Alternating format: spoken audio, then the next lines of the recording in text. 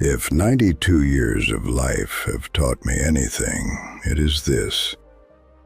Not every truth should be spoken. Some things are safer when they remain known only to you. The moment you share them with the wrong person, everything you've worked for can begin slipping through your fingers. Let me tell you about the day I almost lost everything.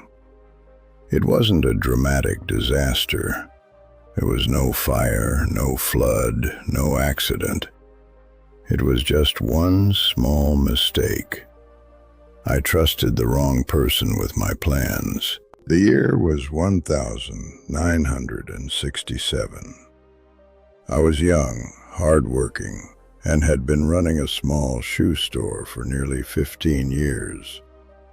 Through long days and countless sacrifices, I had finally saved enough money to fulfill a dream, buying the building where my shop was located. I was tired of being a tenant. I wanted to become the owner.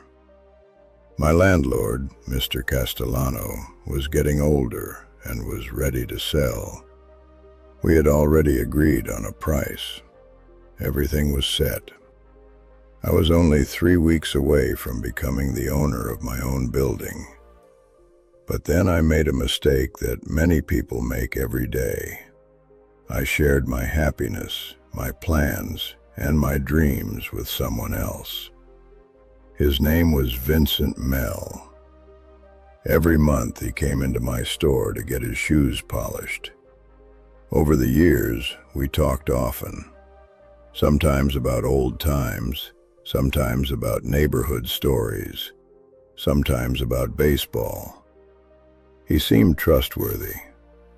After seeing him for so many years, I felt comfortable around him. One day he smiled and asked, "How's everything going?" Proud and excited, I told him the news. "Vinny," I said, "I'm buying this building. In 3 weeks, it'll be mine." At that moment, I thought I was sharing my joy. In reality, I was handing my future over to someone else. 2 days later, I received a phone call that changed my life. Mr. Castellano informed me that someone had offered 20% more than our agreed price. Cash, immediate payment. And that someone was Vincent Mell. With nothing more than a piece of information, he took away a dream I had spent years building. For the next 8 years, he became my landlord. He raised my rent, created problems, and every time I dealt with him, I was reminded of that one mistake. I had revealed too much. That day taught me a lesson I never forgot. Some things in life are protected by silence. Keeping certain information to yourself is not deception, it is wisdom. Words have power. Once they leave your mouth, you no longer control where they go or what they become. Today, at 92 years old, I want to share 7 secrets I learned far too late in life, and I wish someone had taught them to me much earlier. The first thing you should never tell people is how much money you have. It sounds like simple advice, but after 92 years of experience, I can tell you that discussing your finances openly is one of the fastest ways to disrupt the balance of your life. When I was young, money was considered private. People didn't boast about it, and they didn't complain about lacking it. It was treated like your health or your marriage, something personal. Over the years, however, I watched the world change. Today, people casually reveal their salaries, savings, investments, and financial goals. They share them with coworkers, neighbors, friends, and sometimes even strangers on the internet. And almost every time, I have seen it create problems. I remember a man named Robert. He was an ordinary worker at a shipyard. In 1971, his life changed overnight when he inherited $3 million from his aunt. At that time, it was a life-changing amount of money. It was enough to give someone a fresh start and a secure future. Unfortunately, Robert made the same mistake many people make. He told others. First, he shared the news with a few co-workers. Then neighbors found out. Then friends and acquaintances heard about it. He believed he was simply sharing good news, but in reality, he was placing a target on his back. Within a month, people started knocking on his door. One person needed money to start a business. Another had medical bills to pay. Someone else needed help funding their child's education. People who barely knew him suddenly acted like lifelong friends. Robert was a kind man. He found it difficult to say no. He believed that if he had the ability to help, then helping others was the right thing to do. So he lent money, gave money, and continued helping. By the end of the year, most of the inheritance was gone. The sad part wasn't just the financial loss. It was what happened to his relationships. Many of the people he helped became upset when he could no longer give more. Once he started saying no, they felt disappointed, betrayed, or even angry. The moment people learned about his money, they stopped seeing him the same way. And that change is rarely positive. When you tell people how much money you have, you unintentionally change the balance of your relationships. If you have more than they do, it can create jealousy, expectations, or a sense of entitlement. If you have less, some people may pity you or look down on you. Either way, the relationship changes.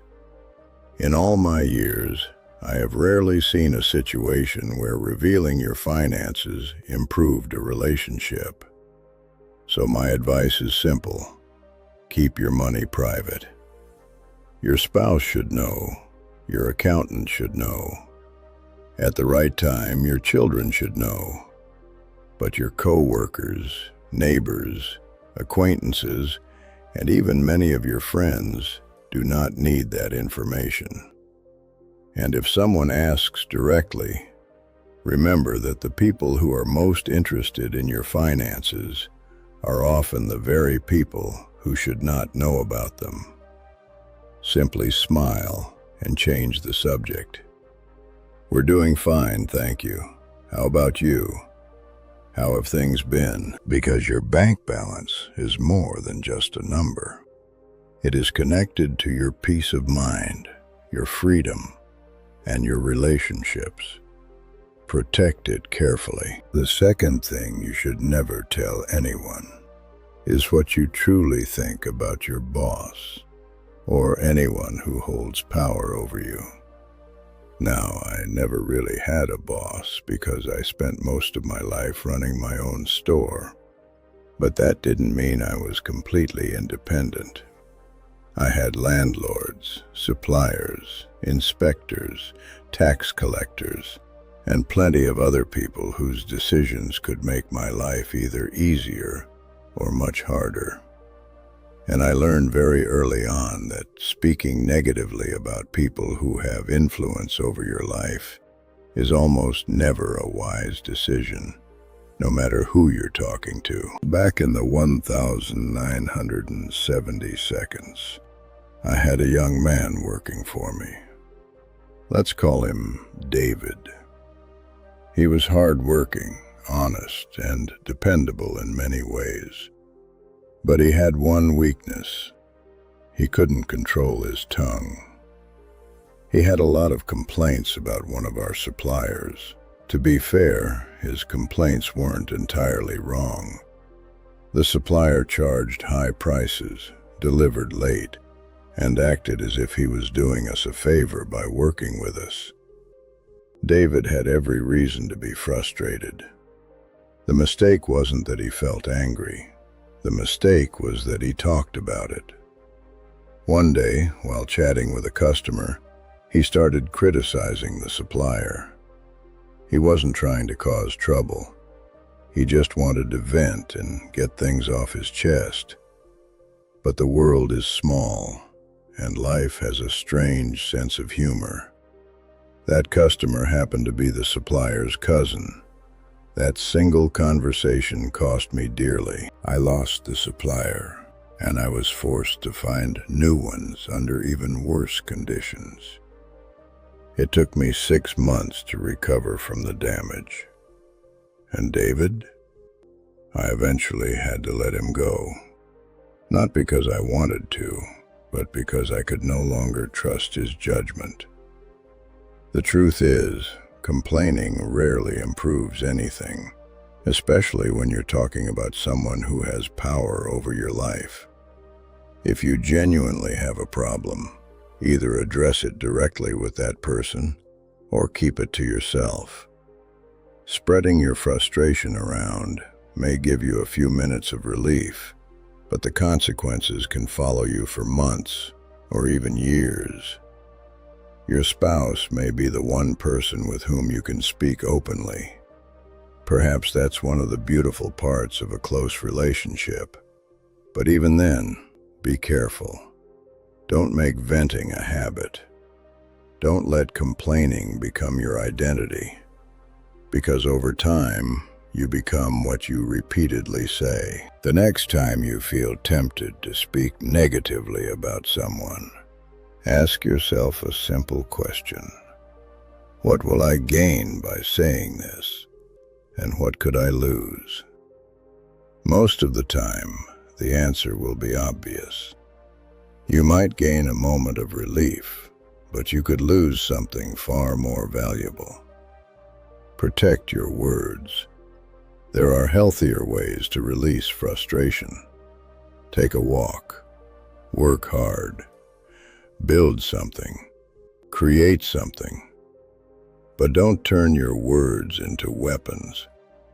Words may leave your mouth in seconds, but their consequences can stay with you for a very long time. The third thing you should never tell people is your weaknesses and fears, unless you completely trust the person you're sharing them with. Now, that doesn't mean you should pretend to be strong all the time. Human beings connect through honesty. We grow when we share our struggles and allow ourselves to be vulnerable. But life has taught me that not everyone deserves access to your deepest truths. Some people will understand your pain and help you carry it. Others will quietly save that information and use it against you when the opportunity presents itself. I still remember my old friend Mark. We grew up together. We knew each other's dreams, ambitions, and fears. Mark was a capable man, hard-working, honest, and intelligent. But he carried one deep fear: public speaking. Whenever he had to stand in front of a group, his hands would shake, his voice would tremble, and his confidence seemed to disappear. One day he shared this fear with a coworker. Maybe he was looking for advice. Maybe he wanted support. Or maybe he simply needed someone to talk to. He believed he was speaking to a friend. What he failed to realize was that not every smiling face is a friend. A year later, a promotion opportunity opened up at his company. Mark was one of the strongest candidates, but somehow news of his fear reached the hiring committee. Suddenly, all of his strengths were overshadowed by that single weakness. The promotion went to someone else, and Mark remained stuck in the same position year after year, watching others move ahead while he stayed behind. All because he trusted the wrong person with one of his most personal truths. Your weaknesses and fears are valuable. In the hands of the right person, they become a source of support, understanding, and growth. In the hands of the wrong person, they become weapons, silent weapons that can be used against you when you least expect it. That is why you should be selective about who earns access to your inner world. Before sharing something deeply personal, ask yourself a few questions. Has this person earned my trust over time? Have they proven that they can keep private things private? Do they genuinely care about my well-being, even when it offers them no personal benefit? If the answer is yes, then open up slowly and carefully. But if the answer is no, or if you feel even the slightest doubt, it is often wiser to remain silent. There are many ways to connect with people. You do not need to reveal every wound in order to build a meaningful relationship. The fourth thing you should never tell people is your plans. At least not until they are already accomplished or firmly underway. This is not a lesson I learned easily. In fact, I learned it through a mistake that cost me years of frustration. Whenever we have a big dream, a new goal, or an exciting project, there is a natural urge to tell people about it. We want encouragement. We want approval. We want someone to pat us on the back and say, "That's amazing." But the truth is that the moment you reveal your plans too early, you weaken them. Throughout my life, I have noticed three things that almost always happen when people announce their plans before taking action. First, they invite interference. Everyone wants to become part of your story. Some people offer advice with good intentions. Others see opportunities to benefit themselves. Either way, your focus becomes divided. Second, you invite unwanted opinions. People will project their fears, limitations, and experiences onto your dream. Little by little, their doubts begin to chip away at your confidence. And third, and perhaps most dangerous of all, talking about your goals can trick your brain into feeling as though you've already achieved them. You receive a small burst of satisfaction without doing any of the work. Over time, that satisfaction can reduce the motivation that originally pushed you forward.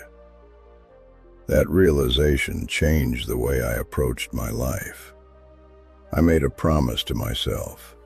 From now on, my plans would remain mine until they became reality. Or at least until they were strong enough that nobody could derail them.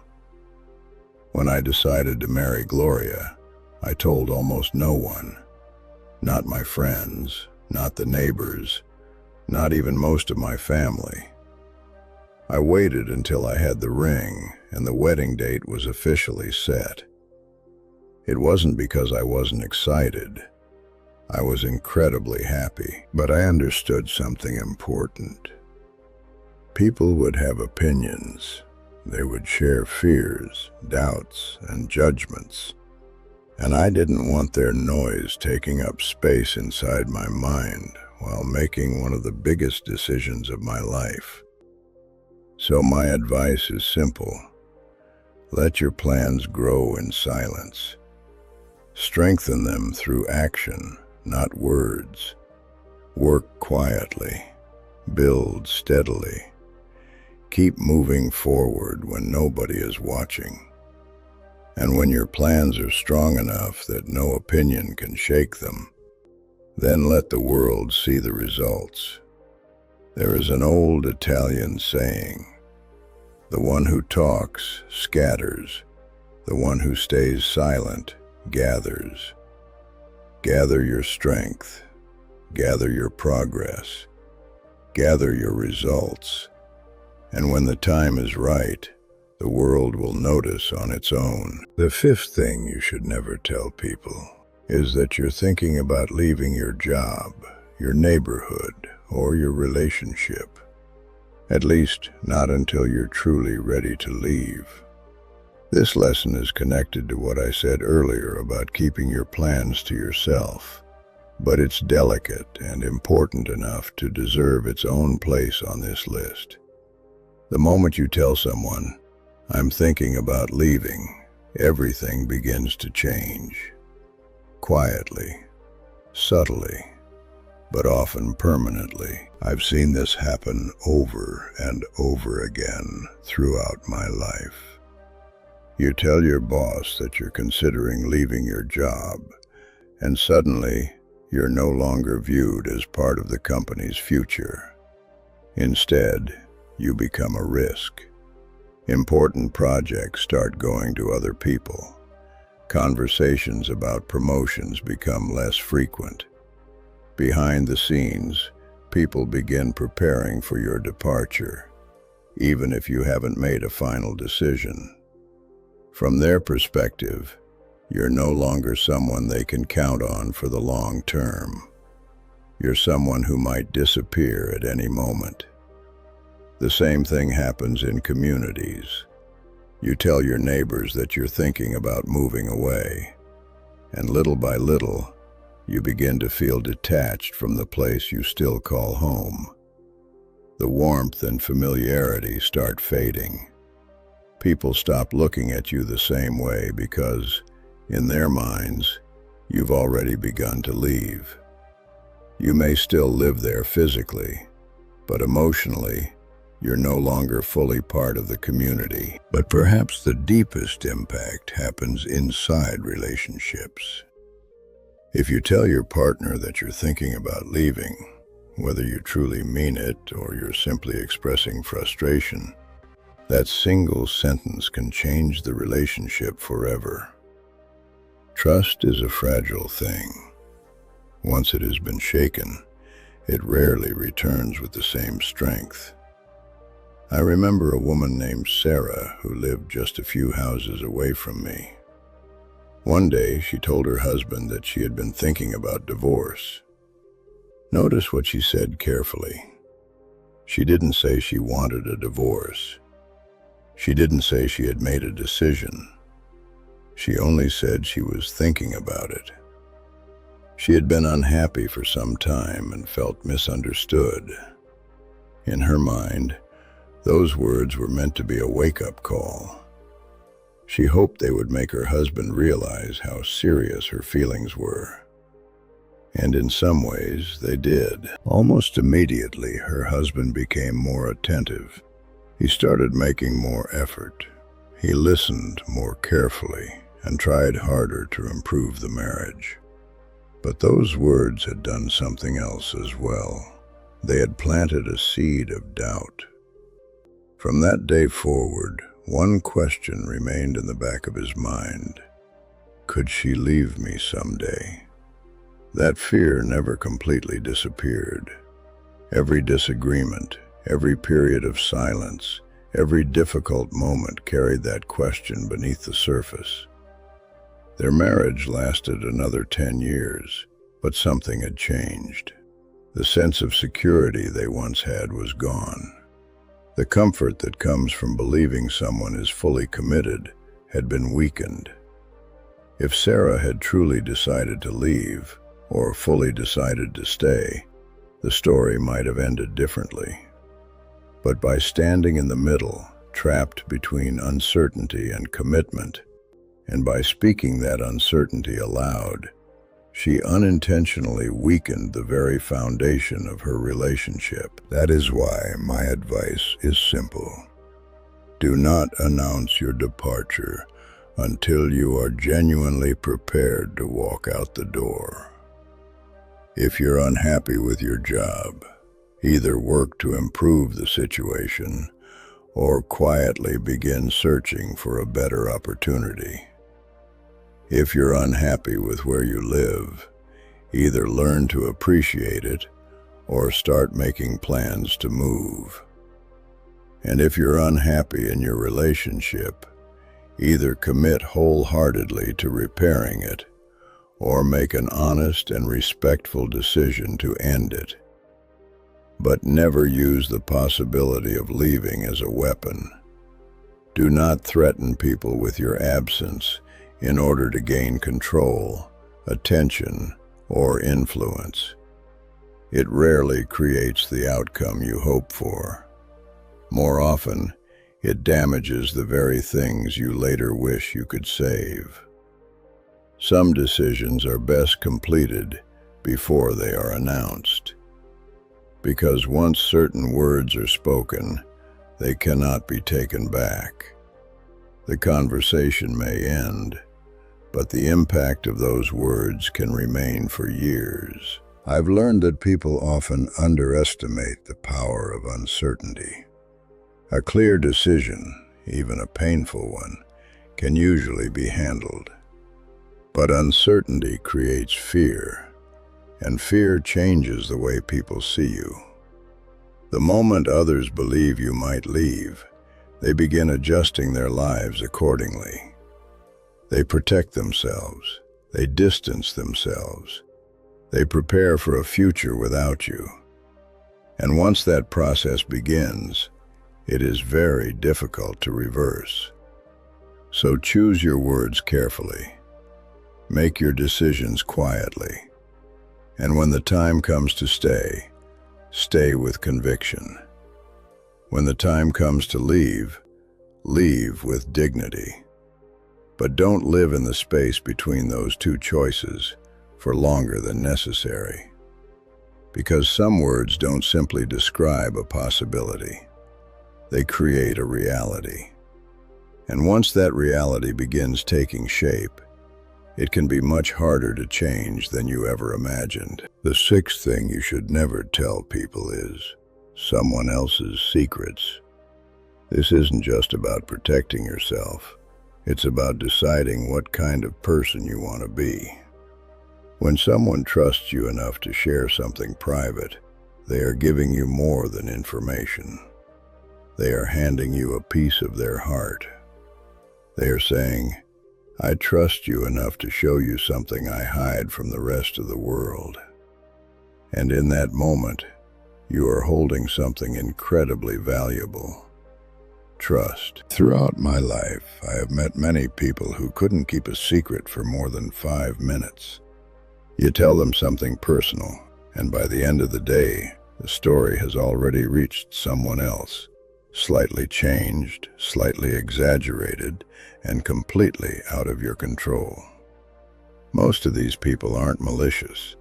They simply enjoy the feeling of possessing special information. They like being the person who knows something others don't. But over time, something predictable happens. People stop sharing meaningful things with them. Their relationships become shallow. They may have many acquaintances, but very few people truly trust them. And without trust, no relationship can ever become deep or lasting. I still remember something my wife told me during the final days of her life. She looked at me and said, "Your greatest quality is that you know how to stay silent. In 40 years of marriage, you never shared anything I told you in confidence. Not when you were angry with me, and not even when telling the story would have made you look good." To her, that quality mattered more than any accomplishment I had ever achieved. And if I'm honest, it matters to me too. So my advice is simple. When someone shares something with you in confidence, treat it not as a secret, but as a responsibility. Don't repeat it. Don't hint at it. Don't even share it with people you personally trust. Because true trust only exists when it is unconditional. Become a vault, a place where people can safely store their most valuable truths without fear. That is what separates truly trustworthy people from everyone else. And that is how deep, meaningful relationships are built. In those relationships, words may be few, but trust runs incredibly deep. The seventh thing you should never tell people is your family's private matters. This may be the hardest lesson of all, because when pain is at its greatest, the desire to talk is often strongest. Every family has problems. Every family has arguments, misunderstandings, disappointments, old wounds, and secrets that no one wants the outside world to see. That's normal. No family is perfect. But wisdom lies in understanding that what happens inside your family should not automatically become the business of the outside world. For most of my life, I've watched people make the same mistake again and again. They become angry with a sibling and complain about them to neighbors. They feel hurt by their parents and tell the entire story to coworkers. They become frustrated with their spouse and vent to anyone willing to listen. In that moment, it feels as though they are releasing pressure. It feels like they're making themselves feel better. But what they're really doing is painting a picture of their loved ones inside other people's minds. And once that picture is painted, it is very difficult to erase. The problem is that outsiders never know the full story. They only hear about your worst moments. They hear about the argument, the betrayal, the disappointment, or the mistake. Then they form opinions based on a tiny piece of a much larger picture. You may reconcile with your brother 2 weeks later and return to having a healthy relationship. But the neighbor who listened to your complaints will still see your brother through the lens of that story. In their mind, he remains the villain. Those judgments happen quietly, but they can last for years. I learned this lesson through my own experience. There was a time when my son didn't speak to me for 2 years. That silence felt like a punishment. Every day and every night, the distance between us weighed heavily on my heart. But I refused to spread that pain around. I didn't complain about him to my customers. I didn't criticize him to my neighbors. I didn't tell everyone the details of our conflict, because I knew that if I filled other people's minds with resentment toward my own son, I would be building walls that might one day prevent him from coming back. And then, one day, he did come back. Slowly, we began talking again. Little by little, we rebuilt our relationship. And because I had not turned our private struggle into public entertainment, there were no awkward questions, no lingering judgments, and no outsiders standing between us. We were able to repair our relationship privately, just as it had been damaged privately. That experience taught me something important. Keep family matters within the family whenever possible. If you're angry, feel the anger. If there is conflict, work to resolve it. But don't gather an audience. Don't turn your private struggles into public stories. Once those stories leave your mouth, they no longer belong only to you.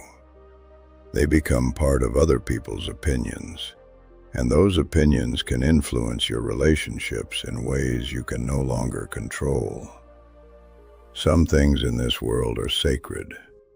Your family, whether imperfect, broken, complicated, or filled with pain, is one of those things. Protecting it is your responsibility. I have lived a long life. I have spoken millions of words. Most of them had little impact, but there are some words I still wish I could take back. Some created wounds that never fully healed. Some caused damage that could never be completely undone. And every time, the lesson was the same. Sometimes silence is far more powerful than speech. My dream of owning a building was taken from me. Mark lost his promotion. Sarah's marriage was weakened. My own son spent years in silence. And behind each of those stories was the same mistake. Words spoken at the wrong time. I'm not telling you to become secretive. I'm not telling you to isolate yourself from people or build walls around your life. I'm simply asking you to speak with wisdom. Understand that words carry power. Once they leave your mouth, they are no longer under your control. They travel through other people's minds. They shape your reputation. They influence how people see you and how they treat you. You are not obligated to share everything with everyone. Your money is yours. Your plans are yours. Your fears are yours. Your family is yours. Your intentions are yours. Share these things only with people who have earned your trust, and protect them from those who have not. And always remember this: silence is not dishonesty. Silence is wisdom. Because the words you never speak can never be used against you.